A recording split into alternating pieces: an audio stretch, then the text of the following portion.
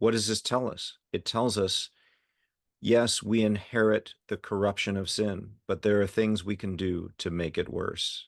What are those things? Well, we accustomize ourselves to the sin and we refuse to repent. We refuse, when we do that, we are damaging ourselves. So I like to point out what little I know of neuroscience. I mean, at there are indications of this, right? Like if I, as a man, watch pornography, play excessive video games, or take crack, the same neural pathways in my brain are formed so that pleasure centers are wired into fantasy activities, right? So that those things become more attractive tomorrow. I am shaping my own human nature. Stepping back, what that really does confirm certain things about Genesis 2, 3, and 4, that God made us partners in the direction and formation of our own human nature and the direction of our face. Which way are we facing? Notice how face comes up so many times in this. So welcome back to Origins, our study of Genesis. We are still in the genealogy of heaven and earth. And this is the last kind of portion of that. And I want us to think about how this story fills out the genealogy. Like, why is this story even here? What does it teach us? What do we gain by it being present? How come, this section doesn't just stop with Genesis 3? But why don't we start with kind of a big picture before we break this story down? I'll break it into two parts, right? The interaction between Cain and God.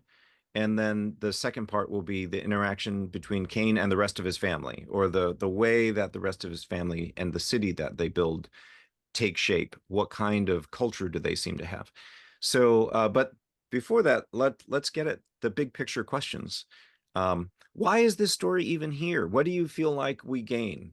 How come we just don't stop with the fall in Genesis 3? Is there anything Genesis 4 teaches us? I think is really interesting, in particular, like that they were where they were sacrificing, like, and like, and like, what does that imply? Like, what were the choices of what could have happened from what they were doing? Is one thing that I have wondered. And then like just the idea of doorways being something is a significant thing throughout the scripture in general. And like that's just something that like is a curiosity of mine that I like there is something really important about doorways.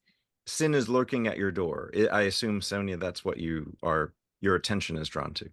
That, and then like, were they sacrificing at like some kind of gate or passage back into, were they trying to get back into, like if Cain hadn't done that, was there an option to get like, I mean, hypothetically not, but like, what if Cain had not done anything? Was there an option to get back into Eden at some point? Or, or like that was never going to happen, but like, but then like later on, like this is way ahead, Moses, like they paint the blood on the doorways, and like there's a couple other times I'm not remembering, but like I have a little list of like doorways. Like what is going on with the doorway theme? Awesome, Sonia. Thank you. We sort of see a similar enemy that we saw in Genesis 3. It's not a serpent, but it's a crouching animal at your door. And so it begs the question, is it sort of an amplified version of the first, or what's the relationship there? Yeah. So sin is crouching at your door. That sounds animal-like, animalistic. So is there a connection to the serpent from Genesis 3? So what is that? I think it shows the continual consequences of what began in chapter 3. It increases what death looks like, what it experientially, what it does to a person, inwardly, internally, and externally, and how it affects human relationships and relationships to God. That you wander away from God, you try to build civilization, you try to build your own community, maybe even your own Eden, so to speak, without God, without connection with Him. So the consequences of Adam and Eve's choice need to kind of be understood further because it has an impact on not just them. So there's that. Building your own Eden is what you're referring to, Chandler, as the city of Cain, right? So we do start from the Garden of Eden, we go into exile, and then we wind up in a city. He settled in the land of Nod, which is a total irony. Nod means wandering. How could you settle in a land of wandering? What does it mean to build an entire city there? What kind of city is this? It seems to be filled with violence. All right, let's dive in. I wrote some notes up about sacrifices now because there's some uncertainties about it. Sonia, your comment about doorways is also interesting. I'll throw out some possibilities, right, about well, how did these sacrifices start? God didn't say anything about offering sacrifices. So what is it? Where does it come from? Do humans just have this impulse? Was it modeled off of something? So possibly the idea of burning things and converting it into smoke is a doorway type of experience where you think of the smoke as there's some kind of communication with God. So some translators have called these things ascension offerings, right? That the burnt offering is also an ascension offering, because you shouldn't just pay attention to what happens to the animal on the ground. It's what's going on as the smoke rises. And is this a sense, is there a sense of lost connection to Eden? Something closed, some curtains closed. And the only way we know how to kind of enter into the curtain or offer something at the door of this curtain is through smoke.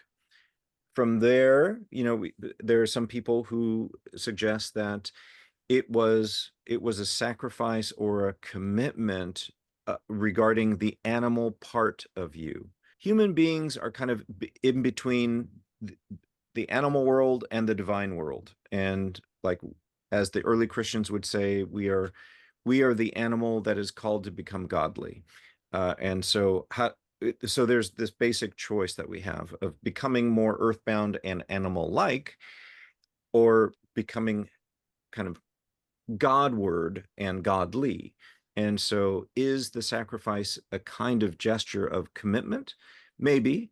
There is also the question of, were animal sacrifices superior to vegetable sacrifices, like the grain offerings? Does it matter that Abel was a shepherd and Cain was a farmer? Possibly, possibly not. I think my personal belief is that there is some connection between the coats of skin in Genesis 3 and the animal sacrifices, and kind of the symbolism of I am committing somehow the animal part of me to be purified by God, so that I might be heavenward, right? I might be Godward. And therefore, it's not wrong for Cain to be a farmer, and it's not wrong to offer a grain offering, because God receives grain offerings later, right, in Jewish law. But that Cain was supposed to go to his brother and be like, hey, can I trade you? Because you care for the sheep. Both of those types of offerings refer to Eden in some way, right? Eating with God. Like, so offering a grain offering is kind of like having a celebration or giving thanks. So yeah, there's that. But I think offering an animal is both a little more costly to the worshiper and symbolically rich. Yeah, I think it is interesting, the crouching, the choice of the word crouching for sin. And I think you had one of the questions about, we don't see a serpent talking to Cain. So, it's in this internalized debate going on in his being. And so, but I think that's interesting that you still have the sin being personified in some sense, like separate from Cain, like there being some delineation between, like, that's not you, and you have a choice not to do that. So important, Sonia. Thank you. Yes. So, and to underscore that, number one, there is no serpent that is external to them. The voice of temptation comes from inside. That is really important to the story, and also why I think we have this story, because it shows now that Adam and Eve acted on the serpent's lies, they have been bitten by its venom, so to speak. And coveting is the primal sin.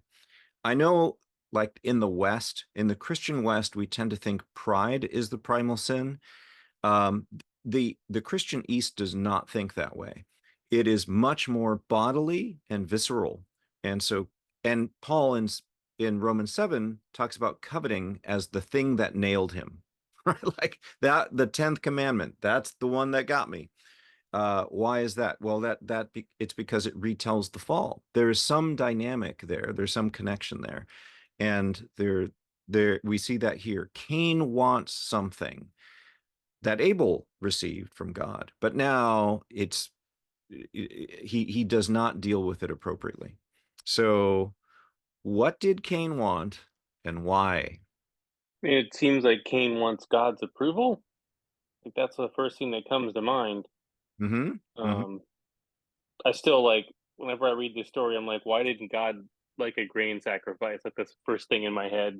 I'm like, there's got to be an easy answer for it, but it doesn't seem to come to me. Wait, you're asking why didn't God just accept Cain's grain sacrifice with the same Yeah, level of enthusiasm? yeah. I mean, yeah, with the same level of enthusiasm. I've heard different people talk about it as it's because Cain came with like sin in his heart already. It didn't matter that it was grain; it could have been an animal, and he still would have been like, nope. But yeah, it still is like mystifying to me. Like, what is going on? Yes, yes. Well, any clues in the text? Let's dwell on that for just a couple minutes. Well, some people point to the fact that Abel gave the fat offerings, and which are, like that's the bacon, that's the really good stuff, and it doesn't exactly mean that, but and Cain just brought offerings, so there could be kind of two steps removed for Cain. So possibly he was supposed to bring an animal sacrifice at that particular time. Not that it's wrong to give a grain offering and show your thanks and say, God, I want to eat a meal with you. That there's nothing wrong with that, but like there's something about that difference. And then secondly, um, you know, he didn't bring like the best of his crops. So you know what you do when you have partly bruised fruit, right? I mean, like you either throw it away, or if you're disciplined, you try to carve out the good part and put it in a smoothie. So is he bringing bruised fruit? Is he bringing moldy grain? It potentially means that Cain is two steps removed from honoring God in the same way that Abel did. Maybe Cain is like saying, I want to hang out with you. I want to have a meal with you. And he's not addressing that there is an inequality because of like that there he's not showing any remorse for the situation that they have. So then maybe that's one layer of tension in that mix of like just like what was he demonstrating by the thing that he chose to bring. It's almost as if, Cain says like, hey, God, let's go out to eat and we'll split the bill because you provided the grain anyway, and I'm giving you not the best. So, okay. Whereas Abel is saying, I really want to do something that demonstrates my gratitude, my commitment, my understanding of what needs to be burned away in me in order to commune with God. So so there's some honor that God is bestowing, and Cain is upset. So Cain gets jealous. But, I mean, I do think that there is some appeal to the interpretation about like, just the whole point of God's choosing one over the other, the theme of Jacob, like that election choice, and that follows through into Romans, the whole storyline. But I just don't know that. I mean, I think that can still be a subtext here in terms of like I choose one over the other, but it seems to me that there's something about it that's more focusing on the righteousness of the actual Of the act Yeah, the act. or the relationship. Yeah. Yeah. That is the basis for the election, for the choice of being pleased versus not pleased. Yeah, it's a great point, because this section opens with Eve celebrating her firstborn, Cain. I mean, that's stunning, right? And why would she say that? It's because of the Genesis 3 promise of, well, there's a seed of the woman who's promised that would defeat the serpent and undo the poisoning. So, okay, is there something unexpected going on with Abel then coming into the picture, and Cain, I don't know, maybe taking something for granted there in some way, right? How does Cain demonstrate the same patterns of sin that Adam and Eve did? And I guess I'll just be specific. Shame, blame, and hiding.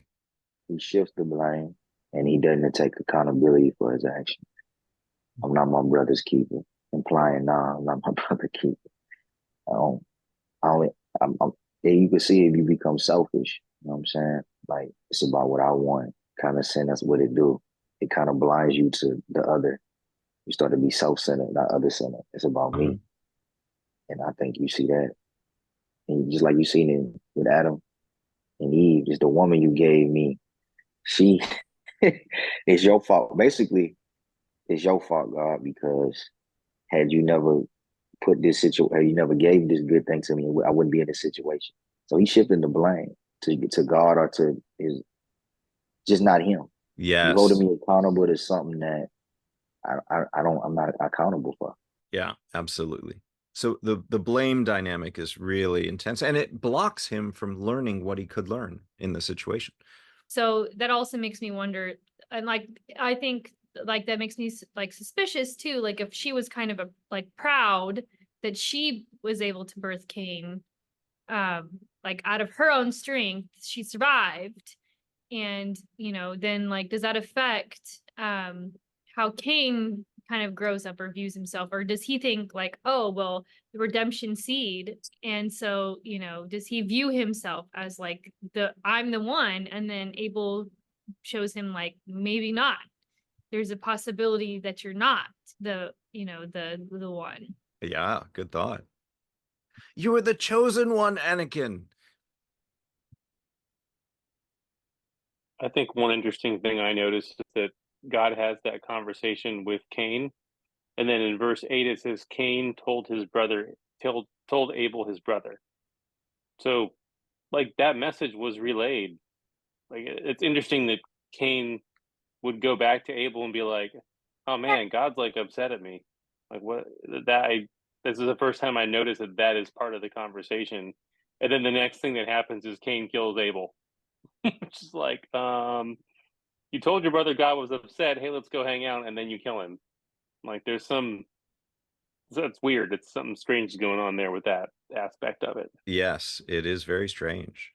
Uh, put a pin in that one, Yeah. because I will come back to it. It's so intriguing. I mean, there are dynamics similar to the Garden of Eden, where God says something to some Adam, and then Adam's supposed to tell Eve, and then they're supposed to tell their children. So there is like this chain of communication still happening, and it's a different context and for a different purpose, perhaps. But I have wondered whether this was actually a story told by Eve primarily, remembered by Eve, right? Because that Cain told his brother, and then sometime later they go out into the field. So there was a little bit of time for Abel to go back to his mom or his family and say, "Hey, this is what Cain said." Like Cain and God had this interaction, and anytime God talks to someone, it's going to come back to Adam and Eve, I guess. That is part of why, at on some level, we have these stories at all. Let's still dwell on the sin resemblances between Adam and Eve and Cain. So we talked about blaming.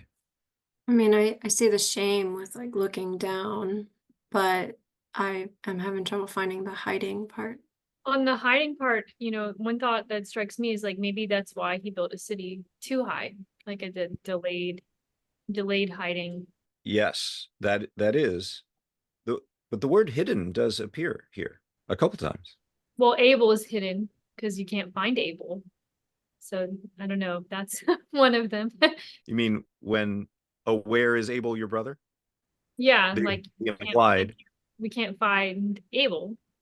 Yeah, hide the body, hide evidence of the crime. Yeah. I guess it says, "Behold, you have driven me from this day from the face of the ground, and from your face I will be hidden." Yes. Yes. But who's really hiding from whom? Is Cain a reliable narrator here? Is he accurate? I mean, God doesn't say that. Ah, He said, "What have you done? The voice of your brother's blood is crying to me from the ground. Now you are cursed from the ground, which has opened its mouth to receive your brother's blood. When you cultivate, it will no longer yield its strength to you. You will be a vagrant and wanderer of the earth." yeah. And then Cain immediately goes to, "Okay, my punishment is too great to bear. Behold, you have driven me this day from the face of the ground." He didn't say that, like he'll be a vagrant and a wanderer, but God also doesn't say whoever finds you will kill you. Like Correct. it just says you're gonna wander, and then Cain just like takes it to the extreme really quickly, goes 0 to 60 in like 2 seconds, and God's like, "Nah, nope, that's not what I said." Right. Maybe So that's the vital. fear. I see he's afraid. Like he's afraid of dying, even though he took somebody else's life. Like he's afraid, and his brother life at that. But he afraid of it happening to him. You know, he don't want to die. I don't. Now I know this is a side note. I don't know who the people that's going to be killing him. Who are the other people? That's a side note, but I do see fear there and all that. Yeah. Right. And that fear is really, really important, because we could ask Cain, like, well, shouldn't you have, thought of that before you killed your brother? I mean, if you're going to be afraid of getting killed, then why'd you do it? So there's that. And I think he is actually continuing to blame God for things that aren't actually God, right? Like, or it's not entirely true. So I just wanted us to see, like, the shame, blame, hide dynamics. Like, that is also happening. Let's rewind and go back up to, let's say, verse 6. And then the Lord said to Cain, "Why are you angry?" God asked questions, just like he said, "Where are you?" to Adam and Eve, right? So notice I don't think God is oblivious, but the way he approaches Cain is, I want you to answer and step back into relationship by answering, right? Like, even the very act of the fact that he asks questions kind of sizzles through our human defenses normally, as it did with Adam and Eve. But here with Cain, it doesn't. What do you think of the interaction from there? I read it in a very interesting way as somebody who's like trained to be a therapist. Like God's asking the question, knowing the answer. So I hear it as like, "Okay, so why are you angry? And why is your countenance fallen? Come on, if you do well, will not your countenance be lifted up? Like, okay, little boy." Like that's that's my own inflection on there, because here's, omnipotent, omniscient God being like, "Okay, so where's your brother, little buddy? Like, what's going on?" But yeah, it's interesting that God, instead of coming right out and being like, "Hey, your brother's dead over under that pile of dirt. Like, what's up, man?" He asks those questions as prompts to get information and emotion out of Cain. It Yeah. works. But what do we mean by it works? Adam, what do you mean? And then other thoughts about that. I think I mean, when I say it works, it get Cain, instead of being like, "Oh yeah, you're right." We see Cain's true nature when he starts to blame God, and he's upset about that. That's what we see coming Mm, out.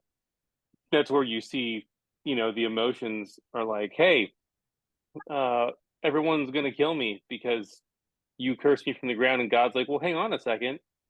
Whoever kills Cain, vengeance will be taken upon him sevenfold." Nope, not it.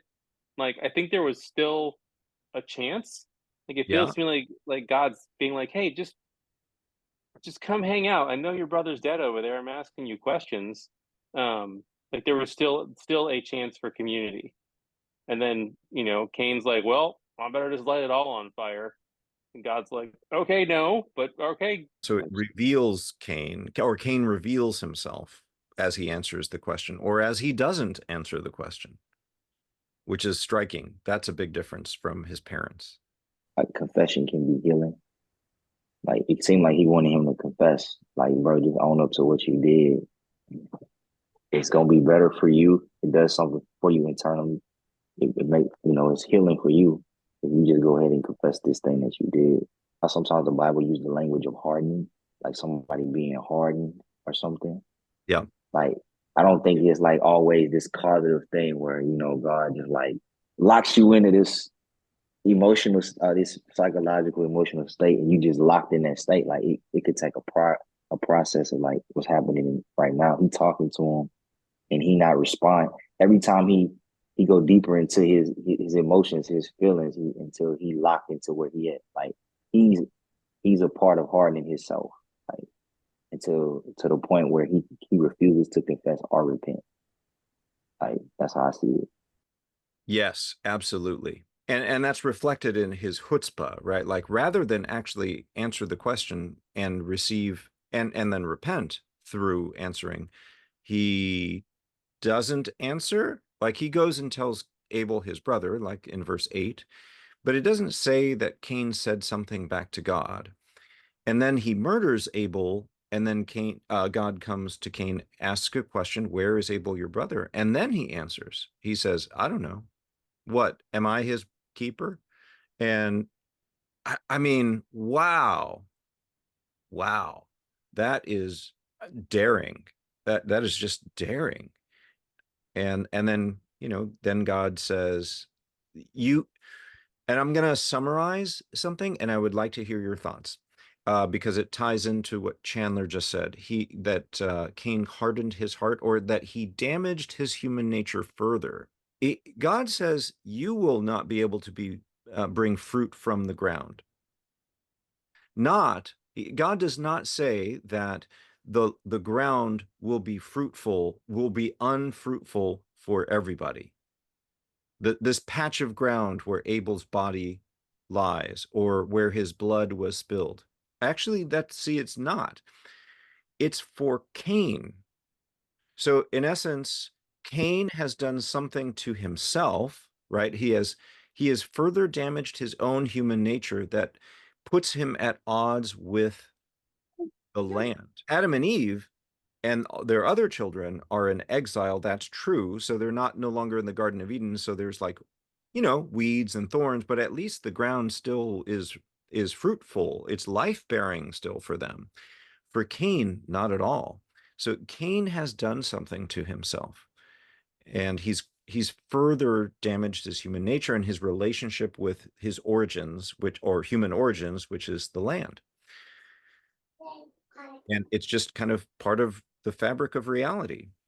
So in some ways, it's kind of like in Harry Potter. So I don't know if you're Harry Potter fans, but like when someone casts the Avada Kedavra curse, they actually they kill someone, and they wind up hurting their own soul. Like they actually tear their soul in two, and it reflects the fact that human beings, we're related. And so what we do to someone else is also what we do to ourselves. Like there's something we're doing to ourselves.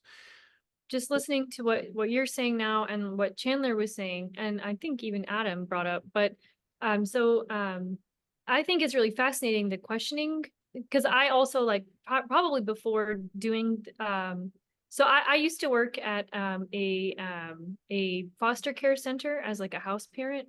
But it was like a kind of special foster care situation. It was for like specifically abused and neglected foster kids, like the ones who couldn't go anywhere else. And so like their behaviors were like very extreme. They had a charter school built in because they could not go to school. And things like that. Like, and some of them were violent or like had a tendency to like throw things. Like it was a very extreme situation. And we were taught these different de-escalation like strategies to help talk the children down, and also to teach them like emotional awareness so that they could like learn to label what they're actually feeling. Maybe you're angry, you don't need to throw a chair. What can we actually do? Right. And give them tools to like, you know, be able to handle emotions, also know what they are, because sometimes it was just like any emotion means throw a chair, right? And so like, how do you teach them like, oh, you're frustrated? Oh, okay, well then you can get a teacher to help you. And so, but it's interesting because the beginning of the de-escalate, I've always thought this is so like fascinating. Like this is like, you know, psychology, like these, you know, it was not a Christian center. So this is just like what psychology tells us we do to de-escalate a child, right? And it starts with the questioning process, always with the questioning process. And the beginning, you label their behavior. So you say like, or like their expression or something, because they may not even be aware. Like you look like you're furrowing your eyebrows and you are tightening your body, and you like say everything that they're doing. Like you are closing your arms like this. Are you feeling angry? And then like kind of like they can like be like yes or no. You can try a different emotion on them until they like, okay, it's that one. And then once you get it, then you say, well, I think you're angry about this. That's what I think from coming into the situation, but you know, I could be wrong. So is that correct? And then like they keep, you know, they can keep going down this like questioning with them. And so like, you know, when I learned that method and like all of that de-escalation stuff, and I come back here, I think it's very interesting because like God is doing essentially what the psychologists have now told you, like this is what you have to do to de-escalate a human. Like, you know, and so I think that's really fascinating because he starts with a very broad, like labeling your face is fallen. I think you're angry about this. These are some choices. Because then like the later part of the de-escalation is to say, okay, now that we know you're frustrated and we know you're frustrated about math, what can you do next time when you're having math go down so that you don't get frustrated? Like, what are some options that you have tried? Did it work? What can you try to do, you know, to do differently? And so it's kind of interesting because God is doing that with Cain. And then even later when he's like questioning him about like, where's your brother? You know, he starts very broadly and is trying to like, now that I kind of see it, I feel like he's trying to give Cain a chance to understand himself. Like obviously God knows what's going on, but the questions, and it's not even patronizing. It's trying to say, Cain, are you aware like of what's going on with you?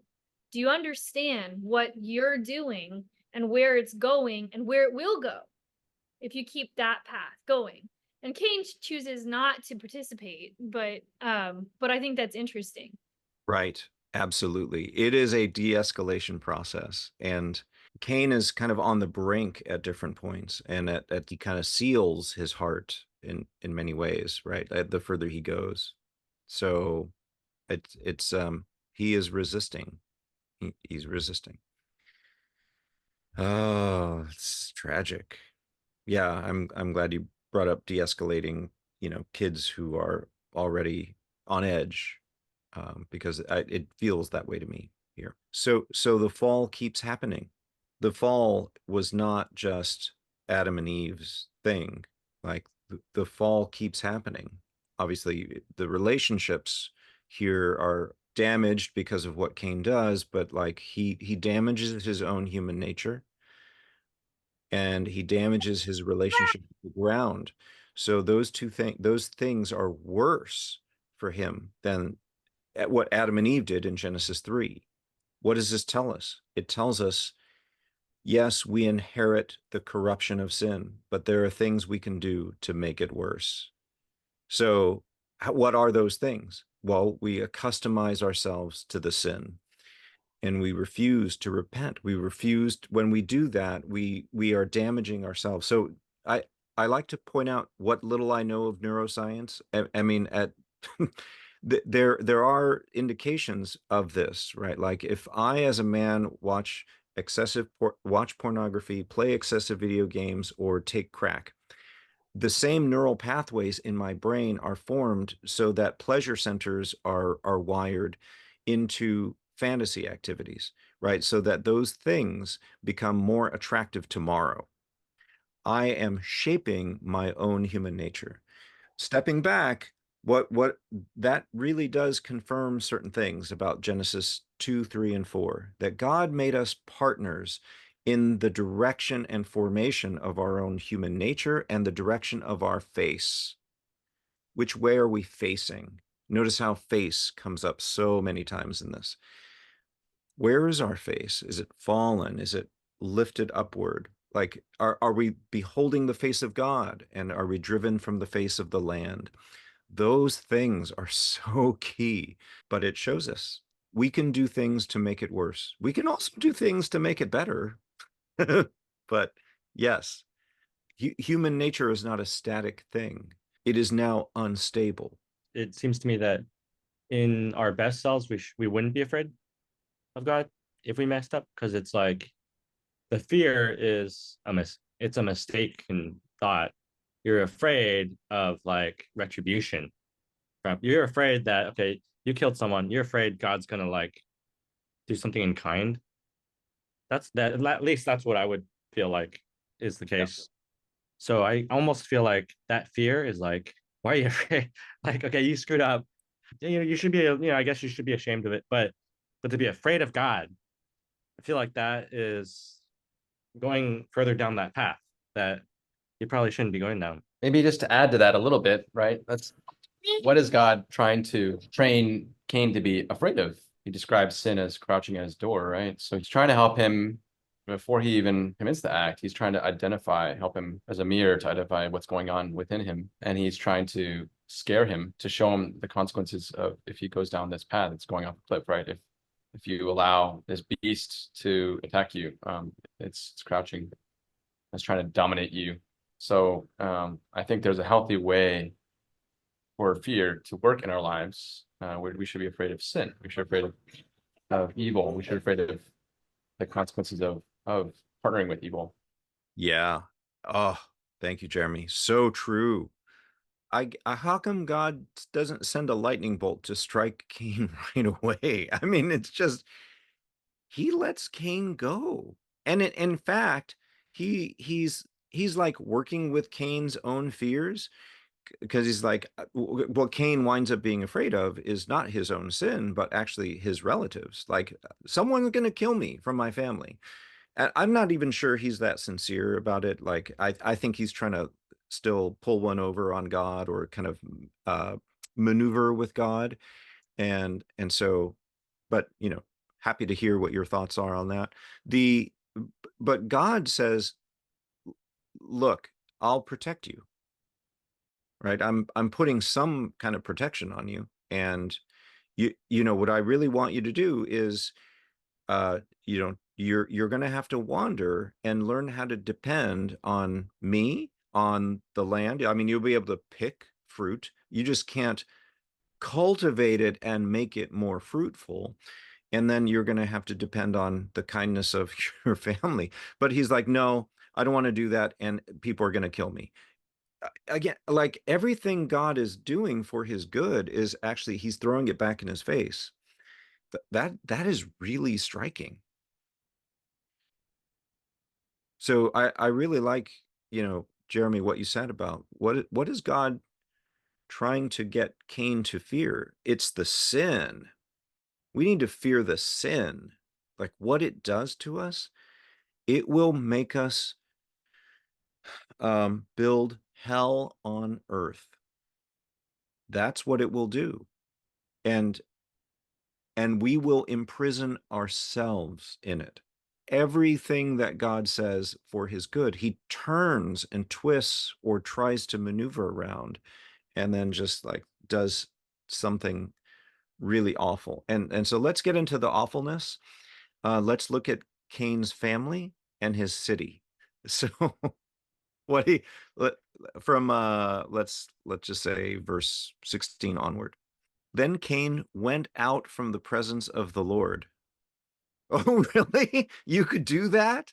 Okay. He leaves God's presence and settled in the land of wandering, east of Eden, because Nod means wandering. Cain had relations with his wife. She conceived, gave birth to Enoch, which means consecrated. And then he built a city, named the name of the city Enoch after the name of his son. What would you say about Cain's character as you see it continue to develop? Cain now has to control his son. It's like you're special. Why are you special? Because you can farm for me. You provide for me, and then you defend me. And then you justify me. You tell my story in a different way. Do you see where this is going is it's what Haley and I have called the plantation city, right? Like he builds a hierarchy. I mean, so many things can be said. Is this the origin of private property from a biblical narrative standpoint? Like, oh, well, that's intriguing. What are your thoughts about that? And then looking at also the names. So try to, read, if you haven't already, read the story and insert the Hebrew meaning of the names, which are in the notes down below. I mean, the names get progressively worse. Like Mm. Irad is witness, and then they have kids who's smitten of God, and then death of God. Like, oh, hang on a second. And then despair, but then Seth is the appointed versus the unfortunate names of the wives, which is ornament and shade. That's awkward. Yeah. But yeah, like 2 generations removed, it got dark real quick. Yeah. Cain's great grandson is named Death of God. I mean, that's bonkers. So there's something about the culture of the city where they're looking at their existence, and I don't know. I mean, maybe they hate it, but there's some story that keeps them trapped in there, and it blame God. Is that what's happening? Like so I think that's the most likely, scenario. Cain is somehow twisting the story. I had the thought that he went out from the presence of God. So, like, God's not walking around with them anymore like he was with Adam and Eve and Cain and Abel. So, if there's no presence of God, then are we now like pre-book of Judges where every man was unto himself and decided what was right in his own eyes? Like, is that where we ended up real quick, like 2 generations later? Oh, yeah, it happens really fast. Yeah. And then human relationships kind of deteriorate as human evil flourishes. Lamech is the first known polygamist. I think his wives' names speak to the objectification of women. And like I see like that trajectory, it's only one way. There's no other like way for them to like reconnect with, like, none of his offspring are reconnecting with Adam and Eve or Seth or so they've like created just a whole separate world for themselves. A separate world for themselves. That is, yeah, absolutely a good way to describe what's happening. Yeah, they have enclosed themselves here. Or they have fostered a culture that is closed to God. We see that when we see what Lamech says, right? He kills a young man for hitting him. So notice he's using retributive justice. He's not using kind of the restorative justice approach of God. He's using retributive justice, and it's disproportionate. So it's like someone hit me, I killed him. I didn't like it, so I killed him.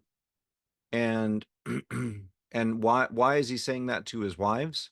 Here is the big man, the polygamist, telling his wives, I killed someone. Why would a man with 2 wives do that? Keep him in line. Yeah. It's boastful, it's a fear tactic, and then he twists what God had said to Cain. So this is how we know, like, Cain has told people what a version of what happened, but it's not the right version, because somehow Lamech has it in his head that he can take God's promise and implement it himself, right? So it's like, I'm going to protect you. And it referred to Cain, but Lamech says, I'm gonna use that as a principle of retributive justice, and I'm gonna own it. I'm gonna implement it. I'm gonna do. This is why if you hit me, I can kill you.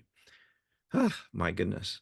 And I would say, I mean, it seems to me that it's God saying that God will protect him. And I want everyone to know that as well. So yes, he's a murderer, and it's remarkably God even has doesn't just discard murderers. God actually wants to end the cycle of violence right there and then, because people want to commit revenge on, if you know street justice, one young person we know that was shot and killed. After that, it was like 10 cycles of violence after that, back and forth, right? So there's a stopping it with the sevenfold, but then instead it's the very opposite intention of escalation. So if what Lamech is doing is turning it into the logic of escalation, Right. what God was actually the very opposite, which was deterrence and make it that much less desirable to take revenge on Cain.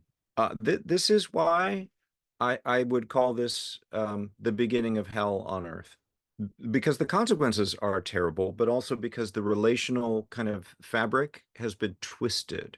And so Cain is hiding, right? Like I'm going to hide, not under a fig tree, and I don't want to be discovered. I don't want to answer your questions, God. So I'm going to hide myself in a city and a family and in a culture that celebrates the death of God and therefore despair. No matter how other people wind up feeling about their lives, this is how I'm going to run things. And so I'm going to close the door. If sin is at the door, I suppose it also, when he opens the door to sin, he winds up closing it to God. There's some weird dynamic going on there. So to your earlier point, Sonia, which was great, I had not thought of that. This is why I think C.S. Lewis is right in The Great Divorce, right? Like hell is a relational dynamic where people want to lock God out. As he says, the gates of hell are locked from the inside. I want God to stay out. And it comes from the early church's understanding as well.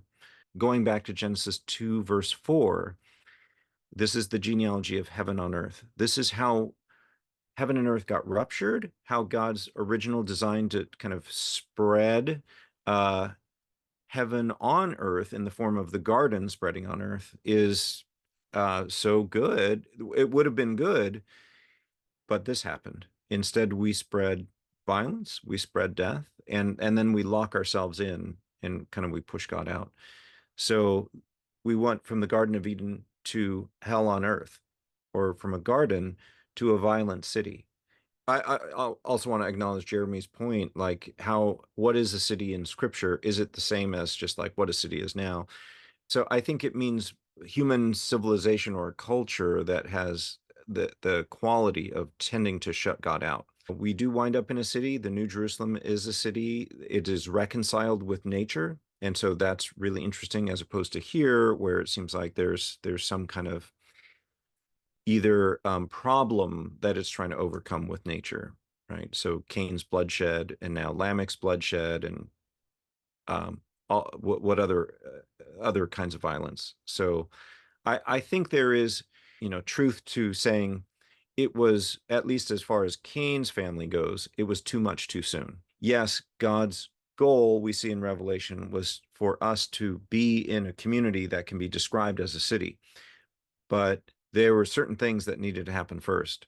So without getting into too much of that or giving away Babel or Sodom and Gomorrah or Egypt, it was too much too soon. So Abraham was looking for a city whose builder and maker is God. Whereas I don't know if we could really say that about, the mentality we got in the modern world. Very true, Chandler. Yeah. Yeah. A lot of this is interpreted by Jewish tradition as weaponry or music to control people and people's emotions, or things like that. So it's not that the development of getting to know creation and its potential is inherently bad, but there's something about the character of Cain's family which puts it to a use that is at least questionable. At this point, right, I think that let's step back and say, if we're Israelites, we're looking at this as, so God called us to come into a new garden land. What's that like? And is there hope, right? To escape Egypt, which was run by Pharaoh, who was murderous, kind of like Cain, and to flee there with other people. There was a mixed multitude, right? So they're not just the Hebrews, they're not just the Jews. There are a whole bunch of other people who left with them. They were like, I think your God is more powerful. So they escape and they come back to a garden land, right? And so this is part of the story that makes all that make sense. We too are called in many ways to participate in the rebuilding of a garden. In Christ, there's the fruit of the Spirit. That's a garden image, right? So first and foremost, our lives are in some ways a return to Eden, or a restoration of what Eden could have been. And it is the reverse of what Cain has done. And I think this is also really important when we say to others, human nature is a partnership, right? Like the things we do are not just because like we're scoring, it's not because we're scoring points or, points against us on some score sheet that God has in his mind. What we do has an impact on our nature, and of course on our relationships, and including our relationship with the land, with the ground, and with the rest of creation. So I think this Genesis 2 through 4 is really important for paradigm setting. We have to keep referring back to here in order to understand what happens in the rest of the biblical story. But we will see how God breaks in and reaches out, and then how he protects Noah and his family from the violence of the cities that surround them.